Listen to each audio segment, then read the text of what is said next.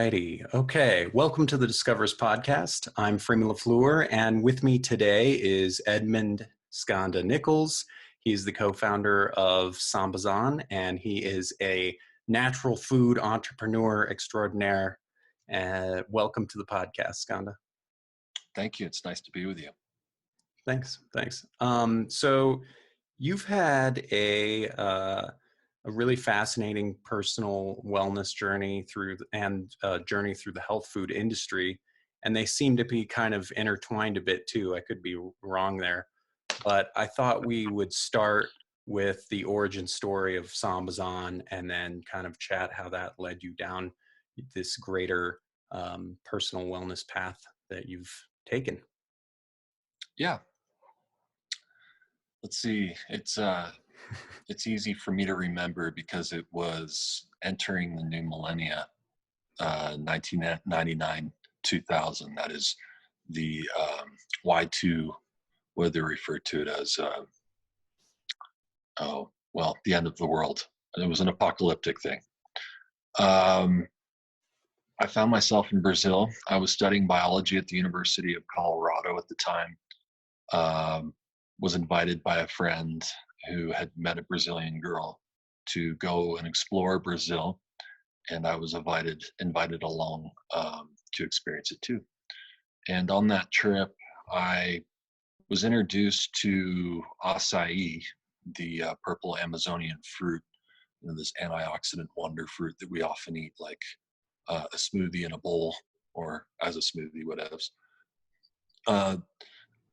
When we kind of stumbled upon acai, at that time, I was kind of going through, what am I going to do when I can't claim being a student anymore? It's like, you've milked the student thing for all it was worth, and now you got to kind of prove proofs in the pudding, cut your teeth. So I was having that kind of, existential life transition phase. And I was also a third wheel on a month-long trip in Brazil. So, the ego was definitely squirming. And luckily, I had been introduced to a classical yoga called Kriya Yoga. The lineage is less important than the fact that it, the prerequisites or the daily routine were largely at odds with what my peers and certainly the culture was into. So at the time, I was also trying to learn how to navigate being essentially a practicing mystic in a 20-something-year-old aspirational, but as lost as any 20-year-old kind of subculture. So, things were getting interesting in the scope of the trip because I really was only speaking when spoken to, which is a lot like practicing silence. I didn't speak Portuguese. So I'm in Brazil. I don't speak Portuguese, and I'm third wheel in a couple who are more interested in each other than, of course, their compatriot. Nothing personal, just awkward dynamics. We've all fallen into this. Mine just happened to be up for a month. So as I kind of went through some sort of mental shifts and the mind started to kind of quiet a bit more, I felt like, things start to get really interesting and a little mystical. More than anything else, it's just sort of like turning down the white noise so you can hear some of the more subtle insights that come from, a mind that's been cleared, more or less. I know we can all relate to times when things just seem to be flowing and we see, what the challenge is before it even comes. And it's like, we call it being in the zone, or at least in the flow-ish. Sometimes it's a total jam up all day, every day, and you can't figure that out either. Well, I was going through those kinds of exploring both of those dynamics into, the great extremes relative to that stage of life. I was only 23, I think, 22, 23. So let's see. we were on an island off the coast of Brazil, owned by Brazil, and it was a wildlife preserve. Only 500 people out on the island at a time, called Fernando de Noronha or de Noronha. This island, you know, anytime we're the product of our environment, of course, and when you're in a place that has a really healthy ecosystem, I think, you know, it's supportive on some level. So in hindsight, I'm not surprised that this is where such a sort of profound, clear judgment call was made, and that was to import acai. My business partner and friend at that time had an entrepreneurial kind of spirit, or at least has, I should say, he's an ambitious guy and very capable on pretty much any level, very competent human. And, you know, I had big dreams, I guess. I didn't know what they were, but it seemed very clear that importing acai would be a great place to kind of like, let's just shoot for the moon. We're coming out of the gates hot, you know, hadn't even graduated. It was senior year, you know, it's, the clock is ticking to like the real world. So we went to great extremes, total idealists, and, you know, just reading the signs. You know, the story that's easier to tell these days than it was back in the day, you know, for fear of like putting a black mark on the company. But, you know, when we came back from Brazil, realizing we wanted to import the fruit, it wasn't until, you know, smoking a joint off of a coffee table and reading a book called The Art of War that we really realized, you know, this isn't just about finding a contact in Brazil. We need to make sure we've secured a solid supply with a solid contract. So we need to get back down to Brazil, this time to the Amazon, where, you know, sounds kind of mysterious and fun to us, but if you're Brazilian, it's kind of like, you know, the negative stereotypes of the Ozarks. It's like, talk to an American and it's like, Ozarks, why are you going to the Ozarks? You know, like backwards. So in Brazil, it's like, whoa, you're going to Belém do Pará, Belém. Belém is the sort of the heart of the Amazon. At the mouth, it's the mouth of the Amazon. So, you know, all the shipping containers have to come through there. And we ended up in Belém. Ryan, my business partner, had the foresight before he left Brazil to go to the most popular acai smoothie bar, if you will, in Rio de Janeiro before he left. Got into their trash can and pulled out some acai wrappers, which had the contact information for the manufacturer in Pará. Wow. He had his Brazilian girlfriend call that phone number from the United States and set us up a meeting, essentially, to meet a manufacturer of acai in the Amazon. And we're still in college, you know, we're just doing this on a wing and a prayer. So Ryan had technically graduated, but was involved in some post-collegiate sports. I think he was playing football for some European team, maybe France. But we decided to make it happen. We showed up in the Amazon, and it was as awkward and backwards, not just on, you know, we were children, you know. You're a little kid. You're a college student, but you know, you're pretty much a kid. And that's an ambitious undertaking for a college student. Yeah, I mean, at no age is it really like appropriate. You kind of have to have a lot of gall or naivety to even go there. It's sort of like, who do you think you are? Like, you're going to go be an Amazonian fruit importer, like straight from being some, CU, whatever, pseudo post high school explorer of being Rastafarian in a very kooky liberal college town. So in the Amazon, things got real really fast. All of the ideals and all of the fairy tales and fantasies and the castle in the sky that you've been building of how you want it to go down gets grounded pretty quickly.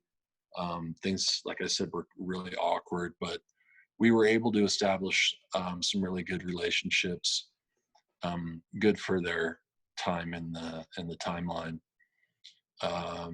Lots of fun stories, but I think the take homes from the first Amazon trip were that yes, indeed, you do need to understand your supply side and demand side dynamics well. So this is sort of like, I asked Freeman before we started, who's the audience? Like, who am I speaking to? In other words, what angle am I trying to satisfy? And so we're all aspiring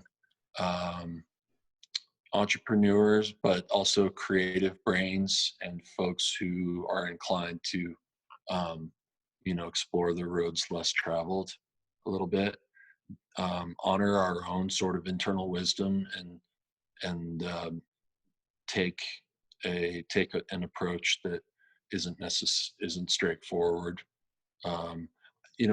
Really just honoring your own inspiration and going where following the directions that really turn you on and blow wind into your sails, and how to ride that wave of inspiration and stay grounded at the same time. Some mixed metaphors there, but the reason I went on that tangent is because, speaking to when things got real, the first Amazon trip, we quickly realized that we were dealing with a shanty industry. Like, you turn a corner and someone's going to be making acai in their garage and have a company name, but it's all kind of like, this isn't an industry that you're going to like get the majority of the supply side on exclusive contracts. It's like no one who's going to even honor a contract anyway in that kind of industry. So we had to I think we got one contract or two, which was ridiculous because it's like everywhere we turned, reminded us that our contracts really meant nothing. There were too many people in the game. Right before we left, we kind of took a time out and just wanted to do a little bit of digging and understanding what that culture was there at the heart of the Amazon. And in so doing, we found out that the people who live in that area make more money selling acai, the fruit, than they do cutting down trees, like a lot more money. So, it became very clear very quickly that, okay, the dream is to import acai because it has a lot of cachet. It tastes good. It's like sexy Brazilian cachet. What cooler culture could you hope to kind of like, if you're going to bust your ass, you might as well do it with something that has like, speaks to, the fascination of a 20-something-year-old male. And acai and everything around it certainly did. But then realizing that we had an opportunity to use the fruit as a sort of an archetype or a vehicle to drive capitalism, to drive preservation through capitalism is really the point. So this was at a time when, the model of using capitalism to drive a a preservation effort or some kind of sustainability program or whatever had sort of been attempted, but certainly never really succeeded. At that time, Guayaquil Yerba Mate, who is becoming a household name, was a year or two into the game. When we met them, we realized they had a similar sort of mystic download, which was, you're going to graduate soon. What are you really into? And, acknowledging the importance of timing and like really being willing to take, confront some really scary things all at once. They were really moving mountains in educating people about, Guayaquil Yerba Mate, like, Sambazon, Zamboni, Zamzazon. It's like Sambazon song. People who aren't dyslexic get dyslexic with Sambazon. Acai. Sambazon Acai, Acai, Asahi. So, you can tell right there that like, we were flying high on ideals, and we essentially made our lives incredibly difficult, using words people can't pronounce, trying to impose your will on a culture. I'm sort of glad that we did in hindsight. It's nice to have kept it authentic and not called it like the Wonderberry, or called, yerba mate like energy tea, Yeah. Believe me, we've thought of all these things because, you're trying to get a message through and you spend 80% of your time clarifying what the name is, But I digress. I guess the dovetail for me, with respect to what the subject matter we're looking to explore, like doing things in an avant-garde way, and also embracing the entrepreneurial spirit as a means towards, liberation, because, money and having a solid livelihood and a passionate, something that you're passionate about that's doing, creating positive change in the world. This is Dharma stuff. This is the right livelihood component. And that's a big one in this puzzle of, trying to make the most of this life. So, I would say I'm going to rip off my friend Joshua Onyesco of Pangea Organics, which is a great skincare line. Their soaps are kind of the first zero compromise soap, and then, skincare line to follow that hit the market. Everything's just over the top conscientious. Yeah. He, you end up becoming, falling into sort of a mentor archetype when you've had some success, even if it was dumb luck. I'm not saying Sambazon was, because like it was more like brute force. It's just like, if you don't give up, you're bound to succeed, like putting your head through a wall. Yeah, persistence over time. Persistence, yeah. But what Joshua says to some of his aspiring natural foods, or just, good business, responsible business entrepreneur, is, and this, Freeman, it's like, you will be happier failing at what you love than you will be, succeeding at something that you're just like, can't stand doing every day. Totally. Yeah. You can, and I've done this before, where you can kind of make your own jail too, even as an entrepreneur. You can definitely jail yourself into something where all of a sudden you're just like, how the hell did I even get here? And I'll tell you that's the other, I'm so glad you brought that up, because it's really easy and like definitely cliche to be like, so go on and get out there. And it's like, woo. And then it's like, all right, I'm excited, but I feel like you just turned me around and sent me back out the same door I came through. Like you haven't helped me decide, like, yeah, but what is my Dharma? What do I want to do?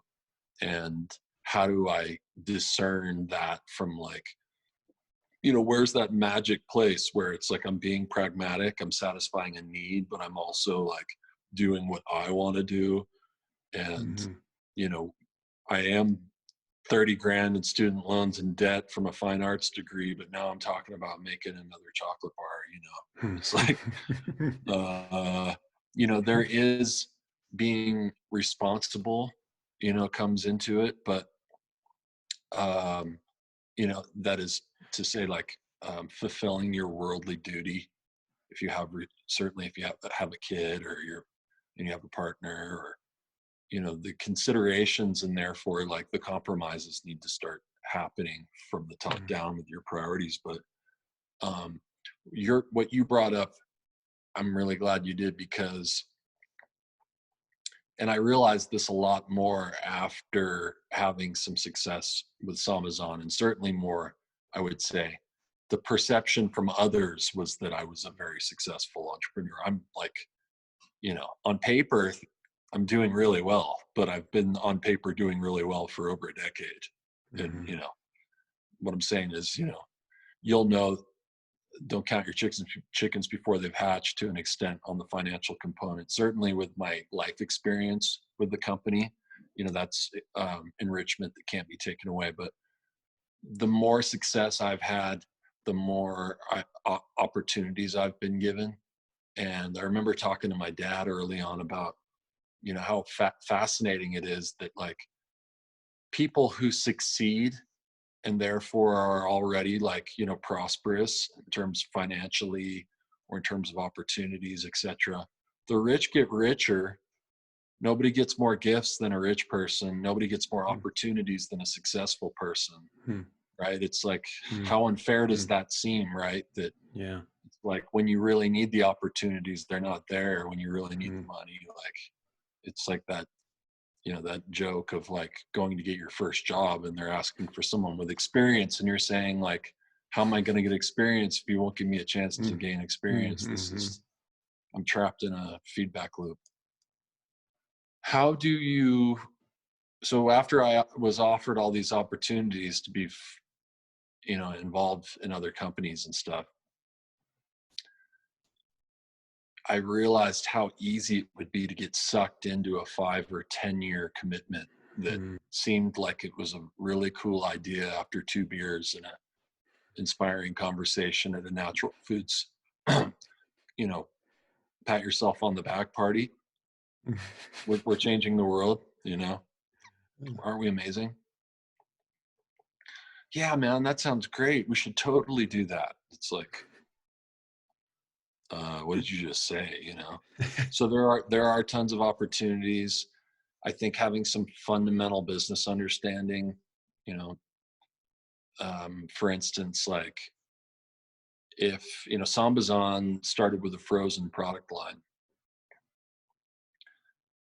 you don't really, and an organic product line and a vegetarian product line. So it was like sort of inadvertently, we had essentially taken our opportunity for growth and therefore like revenue.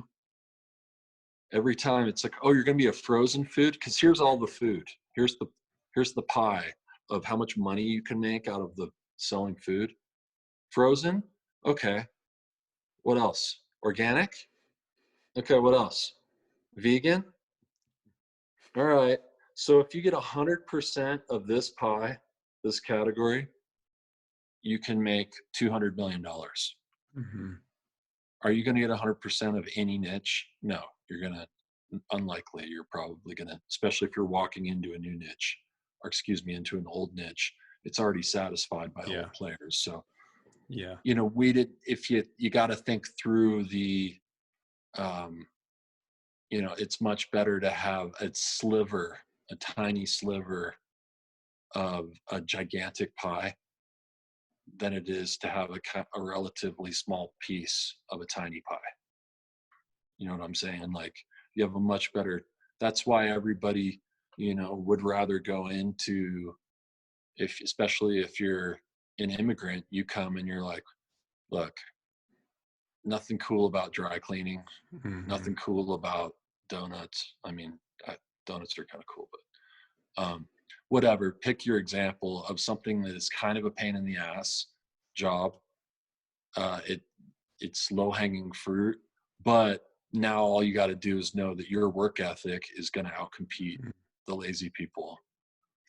In the case of, you know, what you want to get into to kind of fulfill your dharma, that is, you know, the right livelihood component. You know, I really admire the Australian walkabout approach. I think it's very common for people back to the point of, like, you know, coming out of college, and most people really don't have. There are some really glaring immaturities in people, especially from, I think I'll just speak from American culture. It's probably the majority of cultures these days, but we have learned a lot of heady stuff, but there's some arrested development in the you know, embracing things outside of the comfort zone, doing things that are, you know, culturally unique, but making yourself vulnerable and being willing to be uncomfortable and delay, you know, your short-term gratification for a long-term goal and all that business.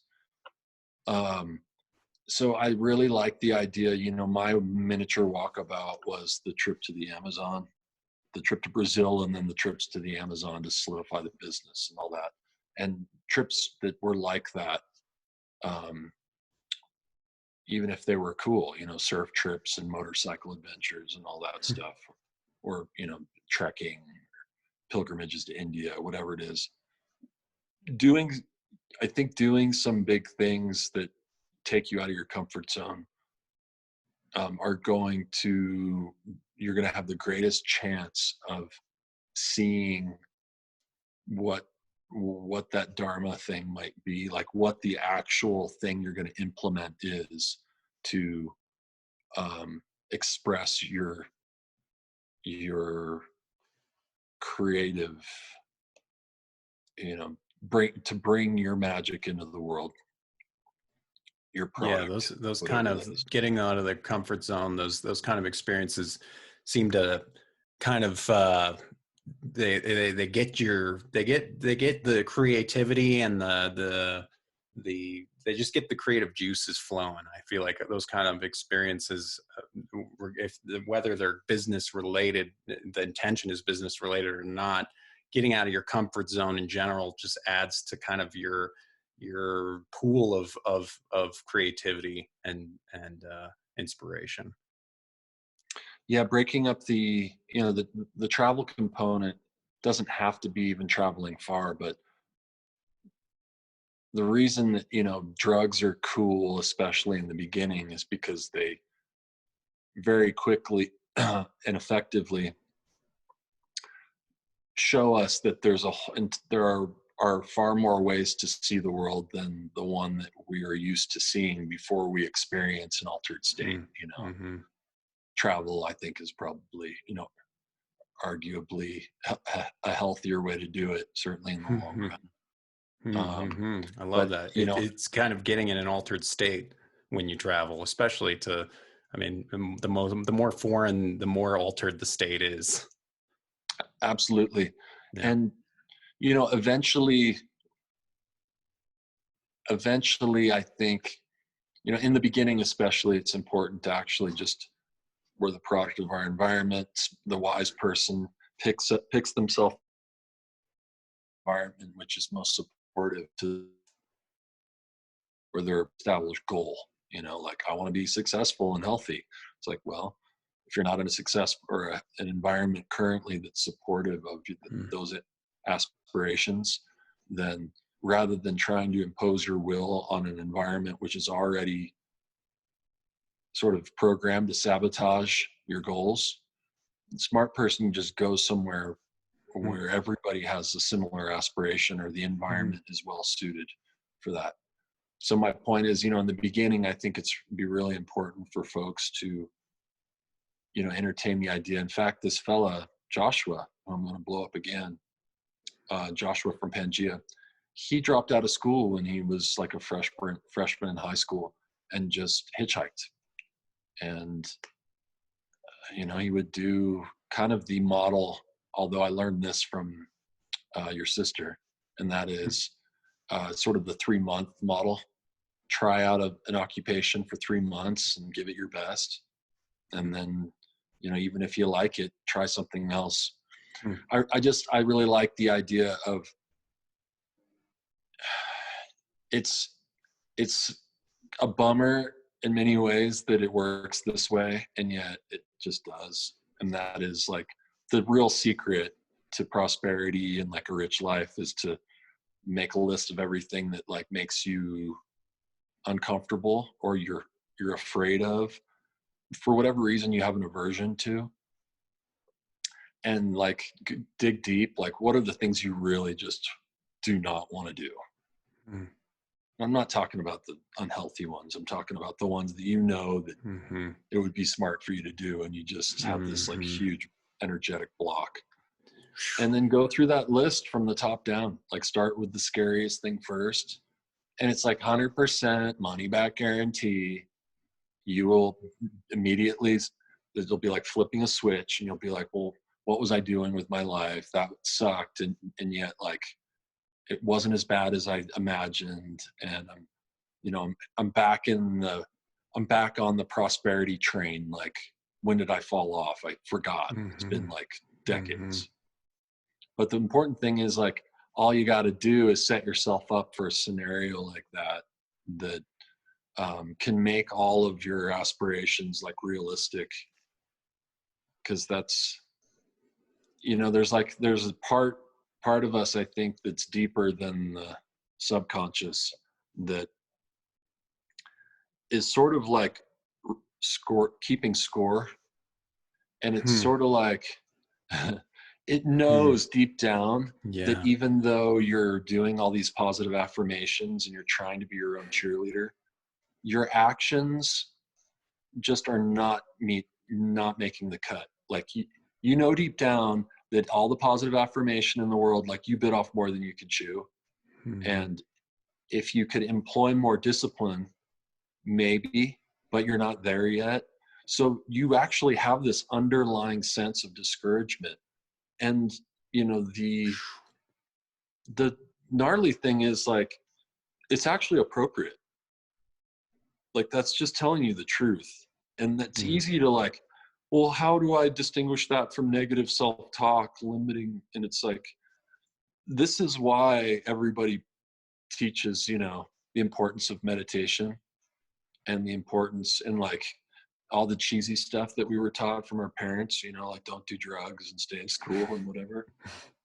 The bar for meeting life's challenges is pretty high. The bar for excelling is higher, but it's not, it's really, we all really should be prospering, but there's so much subversive conditioning that it's just so debilitating. And we're, in an immature stage in our sort of human development, and we're at a weird place where we have all of these advantages that give us so much freedom. But freedom and distraction have sort of can be one and the same when the master isn't home. That is to say, you are being blown off course more of the time than you are actually the captain of your ship, the director of your play. So it's like, power tends to corrupt, absolute power tends to corrupt, and absolutely. It doesn't have to be that way. But, you know, for every sort of like gift or expansion that we do, every bit of success that we have, if we can't rise to the occasion, then we'll just get stuck there again. Yes, totally. I think a lot of people, and I've felt that, I've felt exactly what you're talking about myself. And I know that when I've been in a funk, I'll just call it that, in my life, it's because those things that I know that I need to tackle, that are they're lofty, or they're uncomfortable, or and they're going to take discipline, and I know in the back of my head those are the things I need to do, but I'm not doing them. I think that's what puts you, it traps you there, and you can lose a lot of time in that zone, a lot So of time. much time. Yeah. This is why, you know, I think we touched on, and this is a bit of like a patchwork of points, but Yeah. it's all speaking around the grand point, and that is, you know, feeling that you are living your life's purpose, you're getting the most out of your life, and you know, you're inspired. And that is, you know, just like you said, you know, if time is sort of all we have, and we find ourselves you know, getting into a rut, it's like that's an inevitability sort of. But mm, to not make, you know, once you kind of realize, oh crap, I've been in a rut and it's been a long time, the smart person again changes the environment, right? That's the number one effect that you're going to have on the, if your dog's misbehaving, you know, you can attempt to control the variables in the house, or you can take the dog outside, and you know, it's going to solve all the problems in one, with one decision Mhm. made. So how do we um, how do we acknowledge that, the importance of having a healthy environment? How do we balance that with the realities, right? Like, well, that's just great, I'd love to live alone and have my own, you know, little utopia, but you got all the challenges are stacked on top of you at the same time. I'm assuming I'm speaking to somebody who's just getting out of the gates with their entrepreneurial vision. um, you know, in that case, it's like you're short on capital, you know, you're typically can't control where you are, and where you're working from, um, and you're trying to, you know, climb a mountain while carrying a boulder. But sometimes throwing yourself into the crucible is also exactly what it takes. You know, Yeah. when we started Sambazon, it was, you know, three guys living out of an apartment, you know, with, you know, your events guy sleeping in the closet or whatever, and your secretary, which is somebody's girlfriend or whatever, is you know, at a desk in someone's bedroom or something, you know, all very awkward, inefficient kinds of. And you know, your shipping and receiving is, you got a saw and dry ice, a bunch of styrofoam pieces, putting together orders in the garage of the apartment complex, you know. Mhm. um And that's just the reality of I would say the majority of people that have started anything, of any success. Most don't have the luxury of having the most ideal environment, or the most ideal situation or capital or whatever. There's so many people that, and what it just takes is grit, and just eating shit for a long yeah, time, and just and being accountable, and doing the hard work for a long time. the take home I had that really, you know, it's all timing, right? So Sambazon happened just after I got introduced to Kriya Yoga.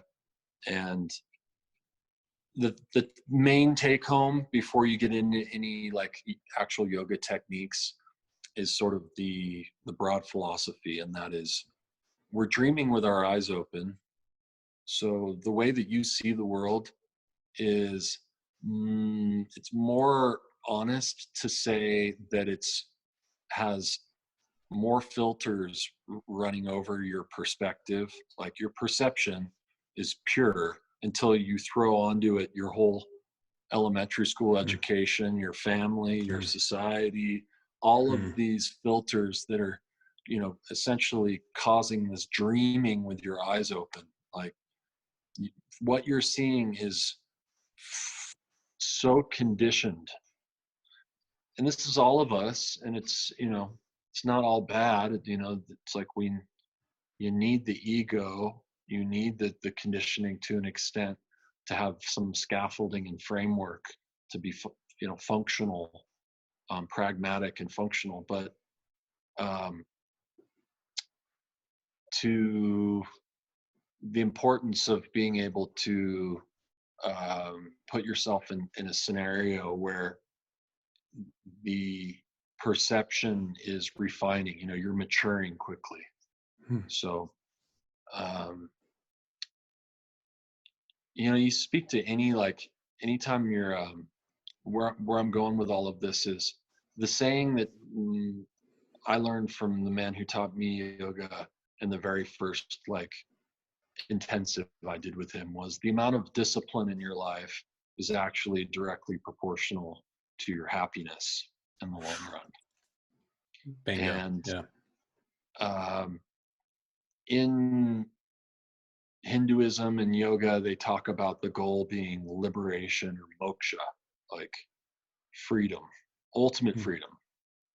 Beyond all the bodies, you've transformed everything, you've merged. There's a guy who's I think he's like a Navy SEAL, and I actually heard about him through a doctor from India, an Ayurvedic doctor from India. He suggested a book called Discipline is Freedom. So I'm kind of yes, I'm familiar with that book. Yeah, Jocko Willnick. Yeah. Okay. So I haven't read the book. I did meditate on the sort of explanation of discipline as it was just described to me in the classical yoga context in the beginning. Discipline, the amount of discipline in your life is directly proportional to your happiness. I think they're essentially saying the same thing. Dr. Jordan Peterson, who's super popular these days also, his angle is a little bit like, make your bed, like get your shit together, and a little bit of tough love. But even when, you feel like he just continues to give you buckets of cold water, even he would be the first one to say, like, look, what's your routine? And it's like, I don't like to have a routine because it gives me anxiety because now I actually have things I have to. And it's like, well, yeah, but you still, it looks like you showered today. And it's like, I did. And it's like, okay, so you have a routine, you do shower. It's like, well, yeah, I don't like to think of it like that. It's like, look, you have a routine. You do eat, you do sleep. You have to you have hygiene rituals that you need to follow. Okay, you have a routine. You just you have an aversion to the concept. Fine. The point of of utilizing discipline in the right way is simply acknowledging what it is that you have to take care of, acknowledging the things that you would have to take care of in order to achieve a goal. And then designing, using your creative, if you're going to be your own boss, be a good boss. A good boss doesn't tell you what to do at the last minute, all janky and inefficient. And you're like, you didn't think this through, did you? It says here you want me to load the truck, but then it also says you want me to vacuum it. What am I supposed to unload it and then vacuum it? So the point is, being your own, not being your own worst boss. So, the old saying is you're your own worst boss. And I'm saying that phenomena is also something, like you said, you can, in a different context, you can make a prison for yourself. So, you wouldn't, if you were someone's caretaker or guardian or parent or mentor, it wouldn't be advantageous for you to ask somebody to do too much too quickly, because they just get discouraged. They lose trust in you as a teacher, and it fuels their frustration. So, you know, similarly, whatever goal you have for yourself, you know, making it realistic, building in a lot of positive reinforcement in the right ways. So if you're going to do difficult events that are money makers and cash cows that are kind of like an ass kicker, like some trade show that you really like, it sucks to get that fucking pop-up tent to freaking some weird town in the middle of wherever. It's just weird. The whole thing is awkward, but you always come out like $3,000 ahead, and everything else is like you're bleeding. So you're going to go bang it out. Well, guess what? There's a hot springs like over there, and actually a really nice like spa. It's like, well, dude, after every year that we do this show, we're going to be giggling because it's like, lame as it seems, we have a system in place that makes it all rad. So designing your days to be like, you know, your own best parent, the like cool parent who made all the productive stuff fun somehow. It's like, you know, you're the boss of your own fun. As my sister teaches her preschool kids. Oh, well, that's great. Good. Teach them young and early. Yeah, it's and rewarding that discipline, you know, rewarding your own discipline seems like a good thing. You know, so speaking of kind of the uncomfortable things, the discipline, what are some of the things that, you know, that got Sambazon? You know, you had a lot of hurdles to overcome. You were in kind of a new niche, but it was a relatively unknown product, and you know, the names were weird. No one was really familiar with it. What were the things that you had to do over time and be accountable and that weren't necessarily great, but that really led to the breakthroughs of Sambazon and really led to where it is now? Well, in a large part, I learned that I wasn't an office guy. I'm kind of an innovator, I guess. And, you know, luckily my proclivity or tendency to be sort of a esoteric type, like I have just enough entrepreneurial fire in me to like make a link. So I'm like pulling down some stuff that might never be really practical. Maybe that's too harsh. We'll say is lofty. And then just enough sort of like worldly or earthly mojo to like get things going. So the reason I answer the question that way is because at some point, you know, I'm getting the vision off the ground. So being the guy who, you know, helped give birth to the concept, you know, having the original idea, if you will, you're kind of like the parent or the general or the leader of that scenario. But then it immediately turns into, you know, you've basically started this challenge or this war. Starting a business is a lot like going to war. And then, you know, you find yourself in the infantry trying to be the general and the infantry, you know. So I played that role for a while, and, you know, realized that my role was probably done before I even was done or when I left. So that was another huge lesson for me, because one of the other take homes I got from my very first introduction to classical yoga teaching the amount of discipline in your life, blah, blah, blah. And the other one is if you don't give up, you're bound to succeed. And a visionary is just somebody who nurtures their vision constantly, like just doesn't give up, just nurtures it from every angle. So, you know, Sambazon is like off the ground, and yet I can't really find my footing in the organization. It all feels like, it's like, okay, you know, we gave birth to this thing. Now it's like this baby's grown up and I'm not a preschool teacher. So, how do I reconcile, like, if you don't give up, you're bound to succeed? Is this, you know, this battle looks like it's just begun. Would I be leaving prematurely?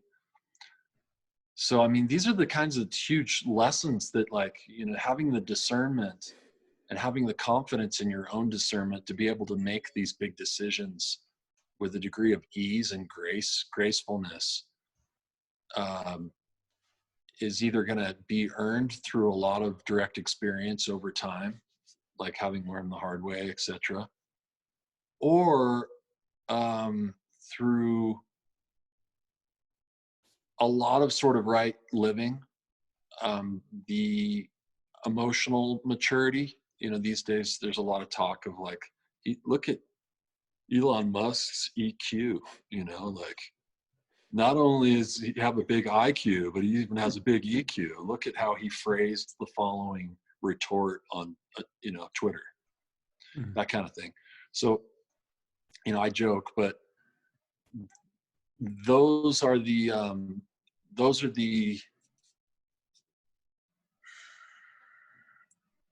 huge sort of steps of personal growth that happen coincident, I think, with the company's growth.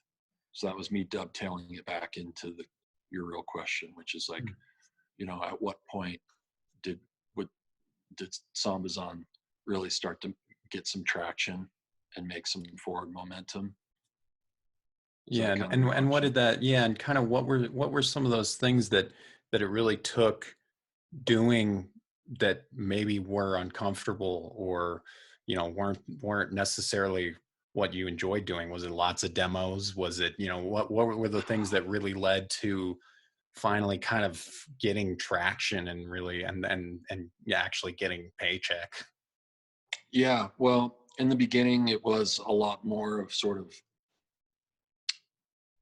that ground war phenomenon when you're just trying to get your name out there, your samples in people's mouths, and get the story told.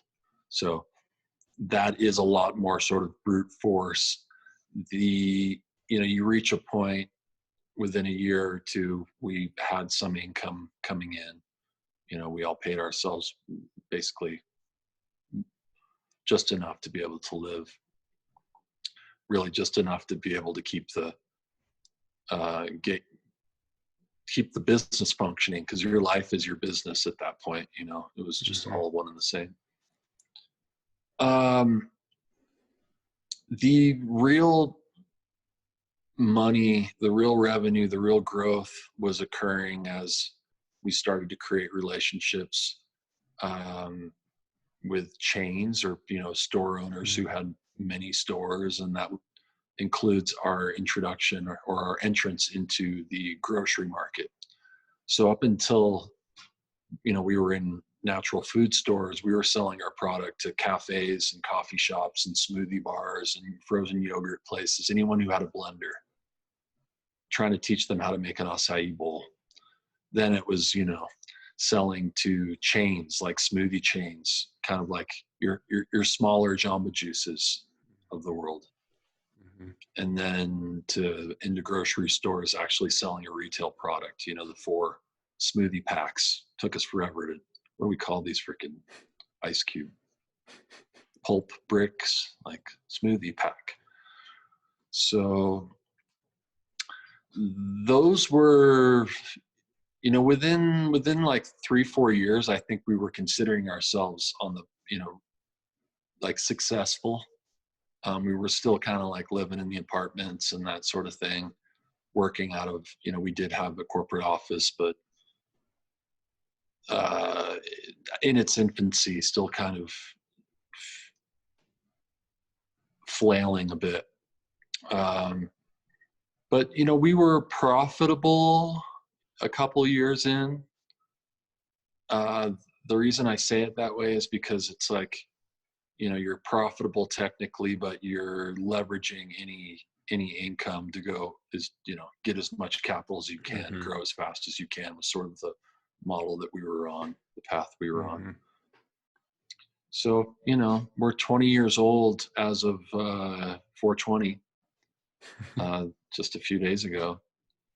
And I remember our attorney, you know, there was sort of this like inside founder, congratulations, bro, kind of, you know, BCC email that there were probably 8 people on or something. And I remember our attorney, who's, you know, like family, he wrote, "Great start, boys." Yeah, he's just said like, "Great start, boys." You know, 20 years in. So that kind of like puts things in perspective from somebody who's like been there and seen the life cycles of so many companies that beat the odds, you know, like your Silk soy milk, for instance. The man who started that company has become a friend, and his name's Steve Demos. And he's, you know, he's responsible essentially for introducing tofu to the West. I mean, it's not like there weren't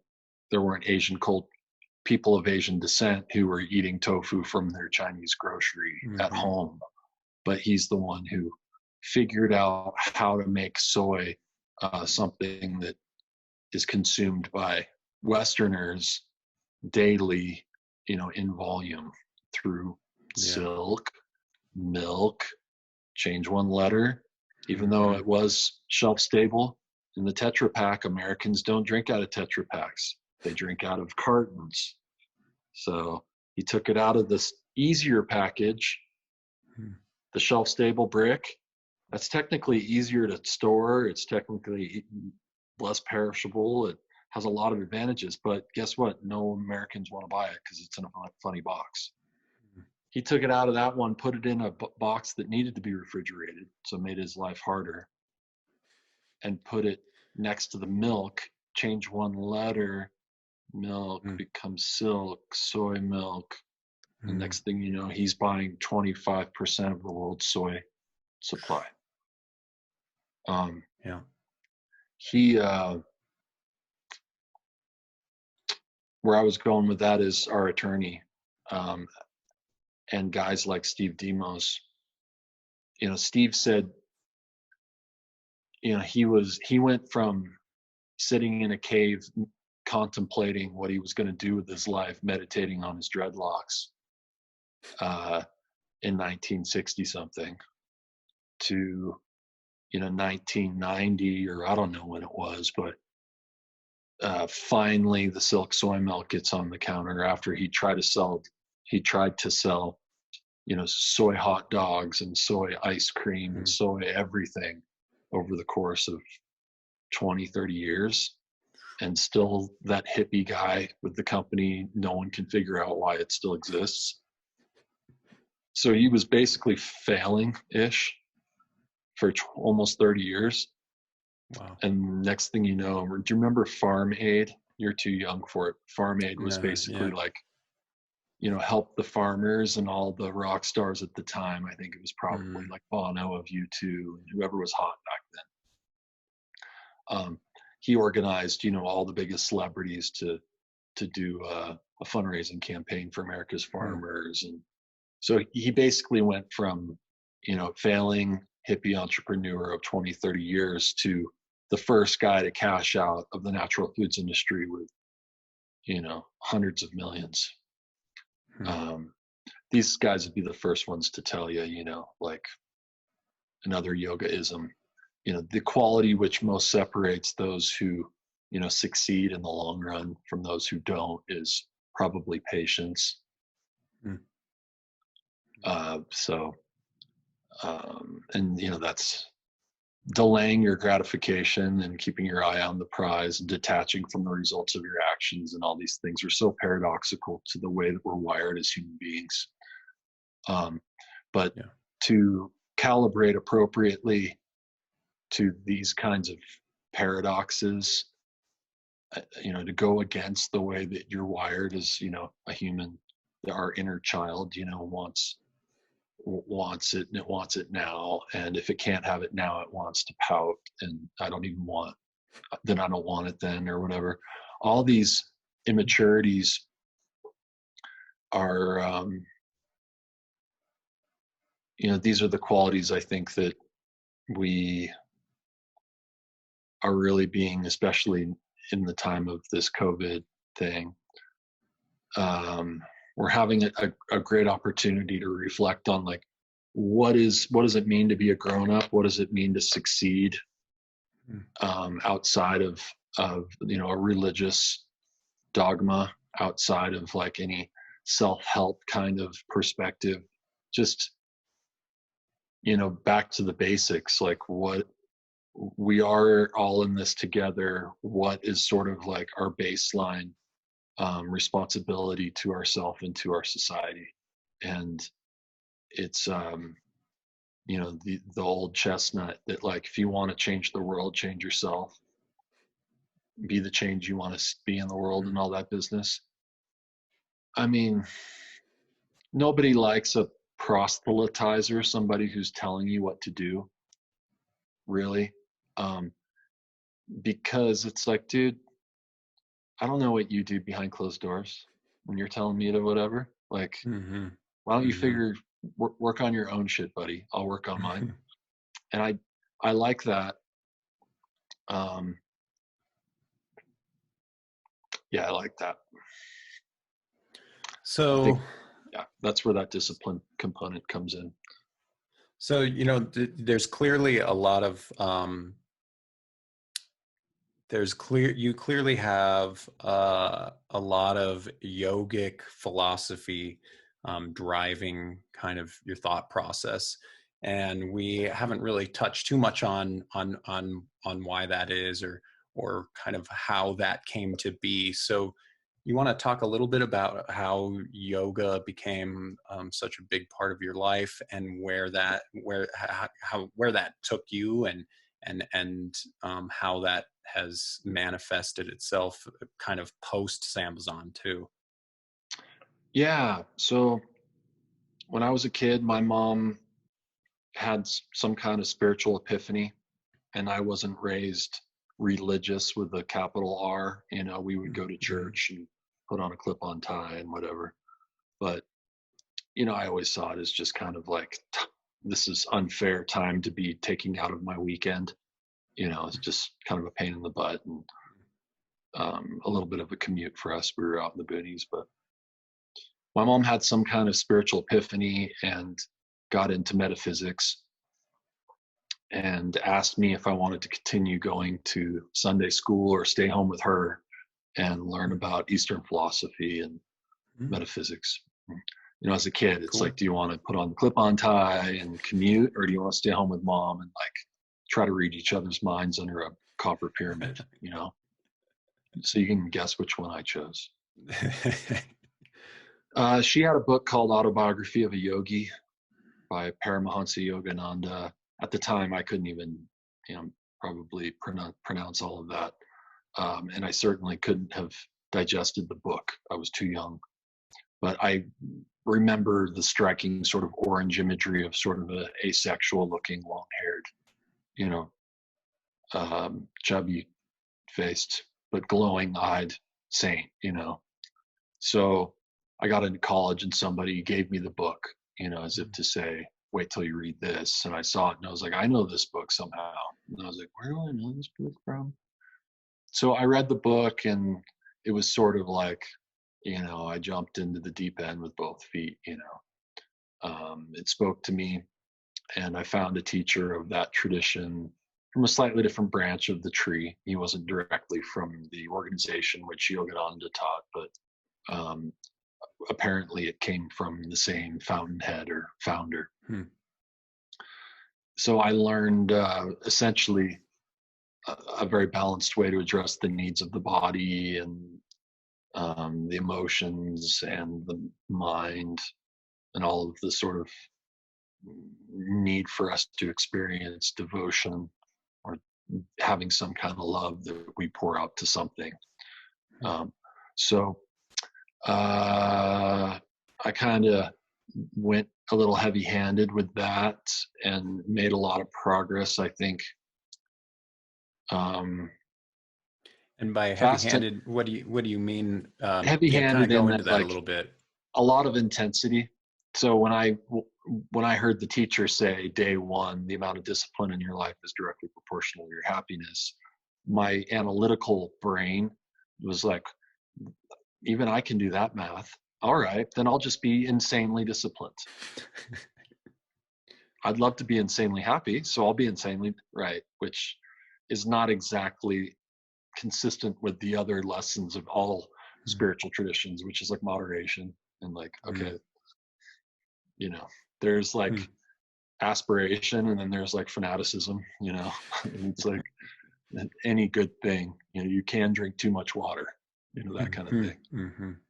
So, you know, I paint it with sort of a self-deprecating brush because, you know, I wouldn't change anything. I think a part of me really knew that there was some atrophy there with my discipline. So maybe I did need to overcompensate a little bit. And certainly given the timing of my life, like there was this, like I was talking about and you and I were talking about earlier, you know, when you get those little voices of like, dude, you are fucking up. You are fucking up. And you know it, you know, it's like, okay, it's not a nice thing to hear. And mine doesn't exactly say you're fucking up. It's usually more along the lines of a sadness indicative of like not being able to ignore the fact that there is potential being squandered, which is kind of the saddest of all things is wasted talent.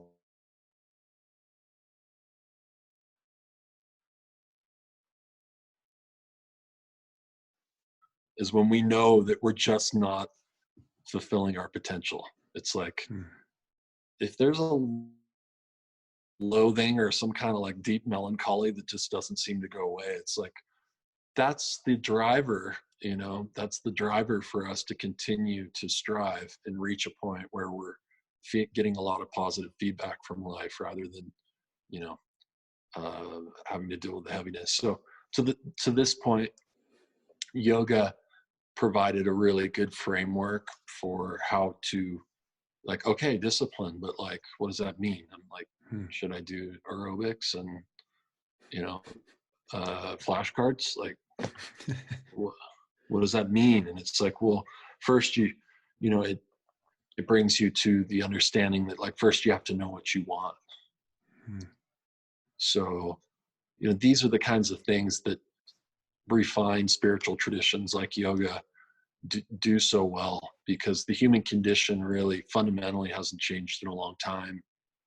And, you know, what's nice about yoga is, yes, it has sort of the Hindu component. So there's sort of the religious component that it's sort of runs parallel with to a large extent. But as my teacher joked, you know, we're not Hindu, we're undo. In other words, we're not trying to do more conditioning here. We're trying to help to see beyond the conditioning. These are just tools and a method that has proven effective. So it's really like embracing more science. You run it through a controlled test, you compare notes with other researchers, and if it's consistently spitting out, you know, results which are predictable, then you can start to like build upon that. So in yoga, I think what really attracted myself to it was, you know, I knew that discipline was going to be critical to my success at Sambazon, my success in, you know, leaving college and entering the real world, my ability to survive and hopefully prosper. and it's an awkward path life. And trying to be like a really sincere traditional yogi, whatever, in a Western environment is super awkward. I mean, it's basically like Boulder is sort of like an amplified version. If you've ever seen there's a comedian on YouTube from Boulder who is like, how to fight how spiritual people fight, or oh yeah, I've seen that guy. Yeah, he's kind of a muscular guy with high level, but Boulder is a good example of like, spiritual immaturity. So I'm trying to start the company in Southern California, which is like, everyone at their coolest. And I'm definitely not at my coolest. I'm having like I don't know whether I'm trying to like, I'm trying to like refine the ego or eradicate the ego, when the reality is what I needed was a well-formed ego, we talk again, a little bit I more would, about that. A well-formed ego. I see how I mean, especially, you're in California and you're trying to start a business, which inherently takes some ego, and that's a kind of ego-centric environment. And you don't want to lean too much into that. And then you have yoga telling you to pull back. So how do you strike that balance? it's really only an issue to the sort of ignoramus, which I was. And I don't mean to point those of you who are struggling with this now. As the ego is, let's just say you're trying to experience some advanced meditative state where you're going into a bliss. That, in my experience, is very easy to access, actually, when you realize what part of you is playing that game of falsely identifying with all of the fragments of this human experience, like your occupation, your role in your relationship, your gender, your age.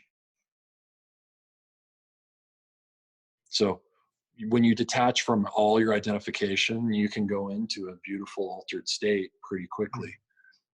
Problem is, you'll come out of it and be probably as big or a bigger asshole than you were before you went in, because now you think you're special because you can go into an altered state. I'm not trying to take anything away from, the beauty of that meditative state and the lessons that are learned in order to access it. The point is, whereas if you're going to renounce the world, the goal is probably to transcend as much egoism as is practical. But even the cave yogi has to go into town to get more dal, and to the landowner whose cave he finds himself in, that, I'm not disrespecting your land, and I'm a legitimate human being. So my point is, especially when starting a business or being, in this world, it's what we want is a refined ego, a well-developed and mature ego. And then, the spiritual component is when there's a part of you that keeps one foot in that place, which you experience in that deep meditative, unconditional joy state.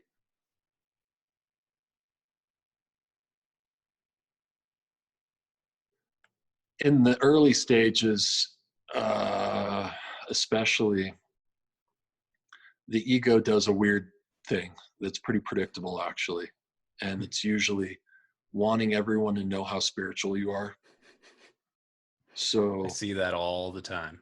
you come out of your meditation and, you want everyone to see how calm you are, right? And it's like, it's not, no one is that big of an asshole that they're really trying to do these things. It's just, we're awkward when we're immature and we're trying to sort all this stuff out. So if you're trying to start a business and you're like, having an identity crisis. Like, those two things aren't necessarily supportive of each other. I mean, we do, in my case, I could with yoga while starting the business was likely very damaging to um, my if I was going to measure success in the end at my career attainments or accolades at the peak of my career, and how many people I had underneath me and how big my salary was, and how I was treated at industry events, or how many times I was getting interviewed by different publications or talk shows or whatever. What did my Rolodex look like? Who did I have on speed dial? All these things that are like,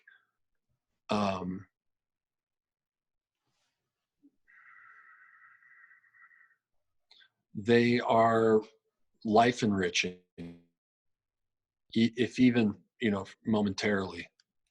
These are things which can, definitely enrich a person's life.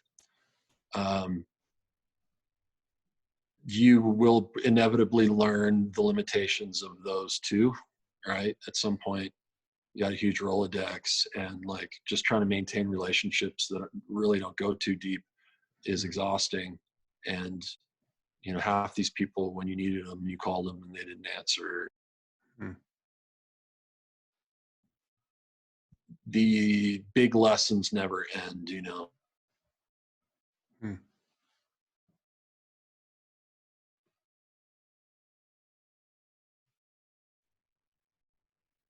Everything has a life cycle, and that's great. Enjoy it while it lasts, and you don't need to be sad about it's going to end at some point. Maturity. But the doing, going deep with yoga, I can see the bigger grace without having to be too woo-woo about it, that in the end it worked out even better. I let's just kind of play devil's advocate for a second. If I hadn't decided to go so heavy-handed with attempting to realize these spiritual ideals, when I did, maybe I would be more of maybe I would have had more status or success in a classical business sort of context. Maybe.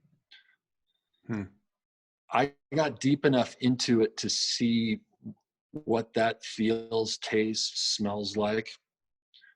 I know what it feels like to be treated like a successful business. Time filling that role of young, successful entrepreneur guy. It's alluring to be treated a certain way. And I'm so glad I had the experience, sort of in that, and then to some extent in the yoga teaching world. So to have your whatever 15 minutes or whatever of fame is nice. And I think it's healthy also to satisfy some of the, there's sort of some prerequisite things for most people's egos to feel content and satisfied. There's like some degree of ambition that needs to be realized, or success that needs to be realized, depending on the person's conditioning and appetite. But when I look at what I didn't have to participate in, that the the grace, the beauty, the good fortune to have not been put in situations that I needed to feel like I was betraying myself, Mm. is immeasurable. Mm. And, the life experience that comes from, having time to explore consciousness and to embrace the process of finding contentment, which is contentment's a thing. And on the path to it, there's a lot of it seems to me that it's a real crucible to reach true contentment. Like there's a lot of purification that happens, and purification is rarely an enjoyable experience. So Yeah. Life is fascinating, and I really encourage people to, if you want to explore what the depths of yoga, I do feel like I did teach for a long time. I retired, but that was really more just from like an organization, and I wouldn't even really call it yoga per se these days. That is what I would share, although it basically is. I definitely feel like there are 5 to 10 things that we can do to, just low-hanging fruit to take our odds of success and happiness in life and increase them exponentially, very realistically and easily. So those things I don't know how exactly I would share, but I offer, so that you can reach out to Freeman and he'll judge your degree of sincerity, and perhaps we'll talk. Yeah.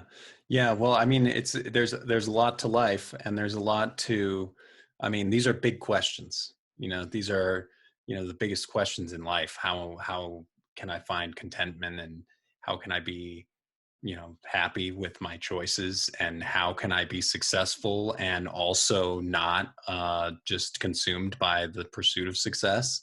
And so these are big questions and require much more than just a conversation like this. Certainly, it's a lifetime of work to tackle.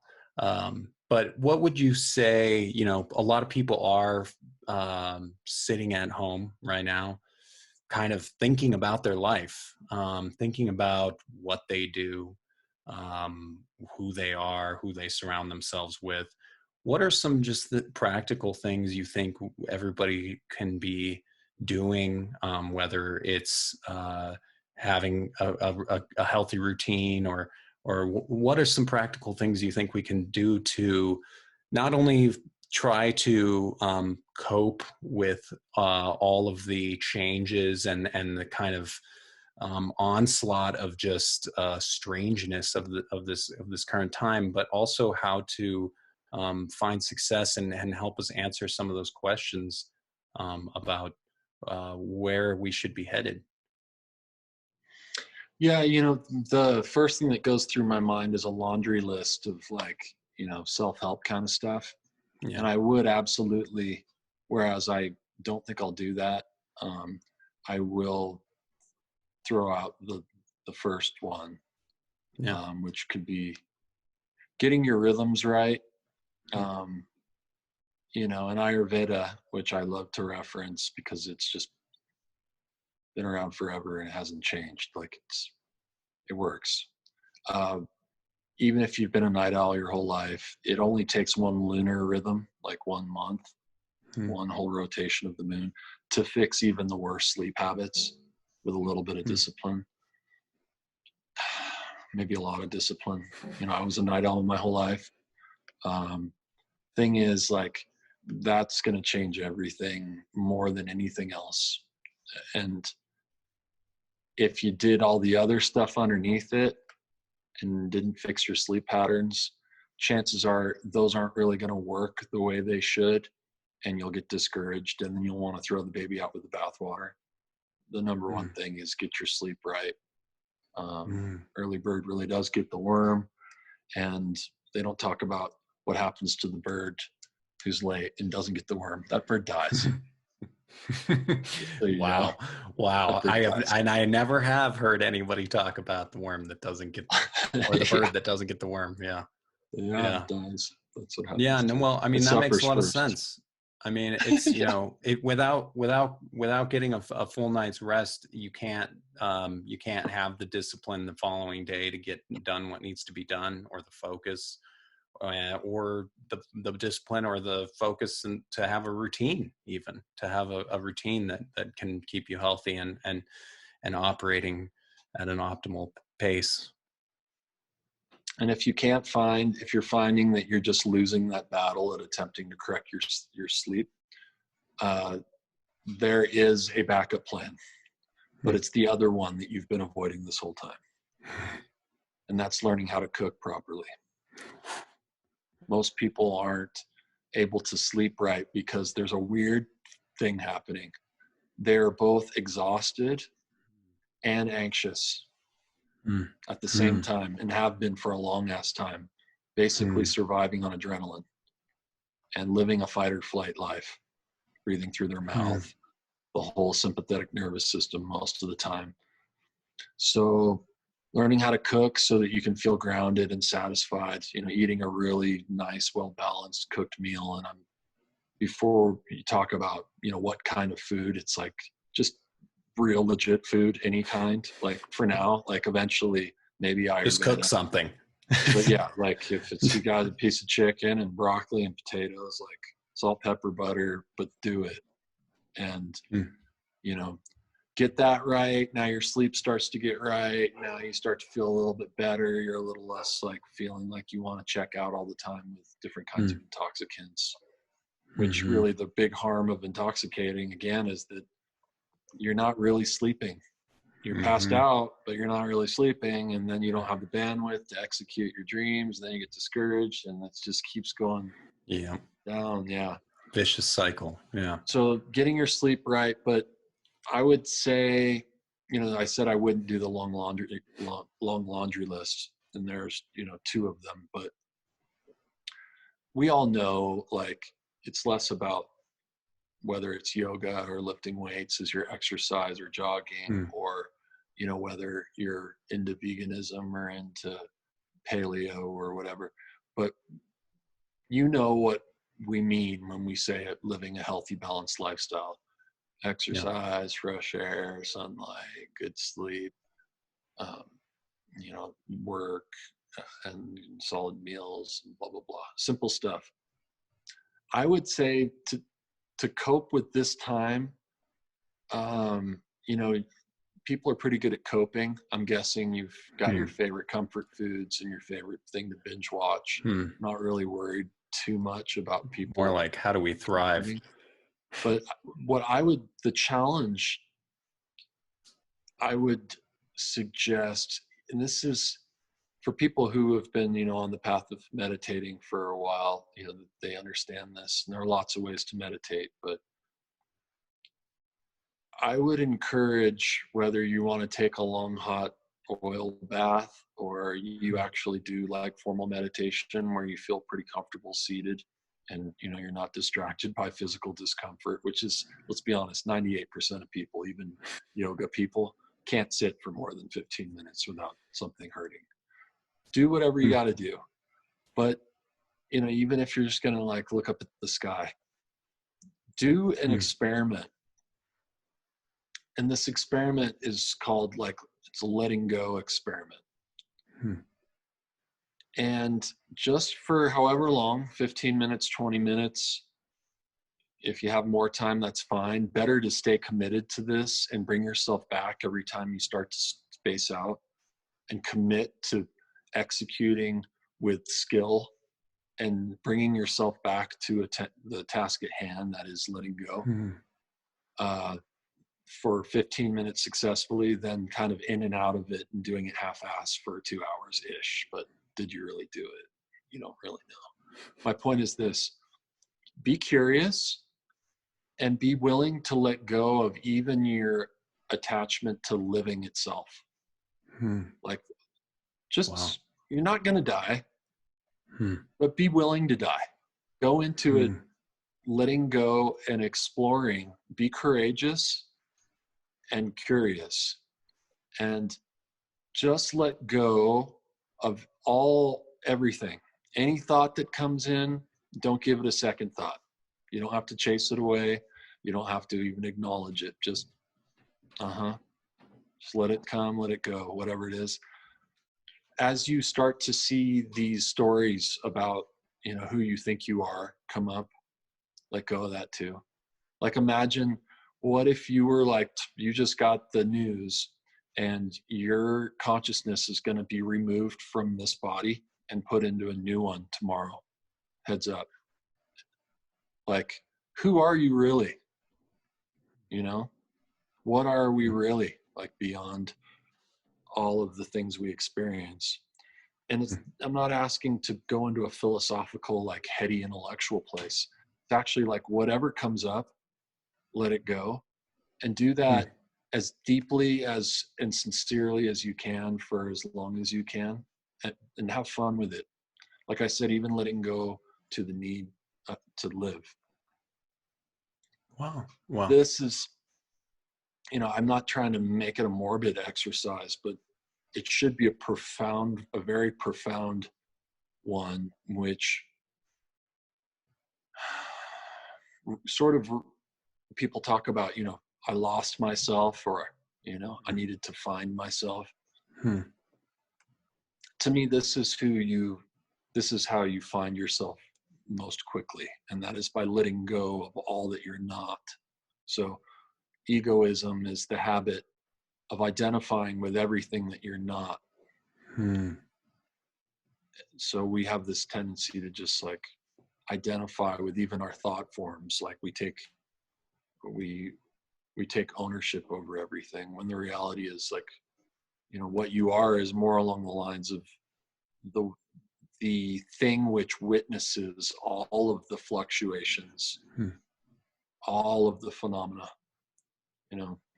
so whatever, you can read any spiritual book and play Mad Libs with all this stuff, but I would say do an experiment and just see what it looks like beyond all your conditioning. And it doesn't take years of meditation. It just takes curiosity and courage. Yeah. It's like, what I would if say that's life, period. Yeah. Okay, cool. Yeah. What if none of this? How about that? Like, what if none of this? What if not even, all the big laundry lists of concerns and considerations that are, on flowing through the mind? Like, what if you let go of all of them? Then what? But I don't need to offer a punchline, because the revelation doesn't come through words, right? But what it does bring is calmness, and that's sort of the indication that you're on the right path. That calmness will come more and more. Wow, I love it. I love that. I think that's a great way to end it. Okay, cool. Yeah, well, that was a bit of a think tank and a brainstorm. I hope there was enough cohesiveness for all of those, unique insights and data points to paint a legible picture. Yeah, I mean, there's a lot there that we could extrapolate and, go into each of these things even deeper, of course. But I think, it's great to get an overview of just, a lot of some of the lessons that you've taken away, and the bigger lessons, especially not just the, here's how to build a business and that's successful and da, da, da. It's more like, here's how to, live a life and have the contentment, while also doing, lofty goals, and how to also do those in a way that's healthy for the mind and the body. So, Good. yeah. Good. Well, So, thanks for the yeah. invitation. Thank That you. was fun. Yeah. Thank you. Yeah. No, thank you so much. And we will hopefully chat again soon. Hope so. Yeah. Okay. Okay. Great. Bye. Bye.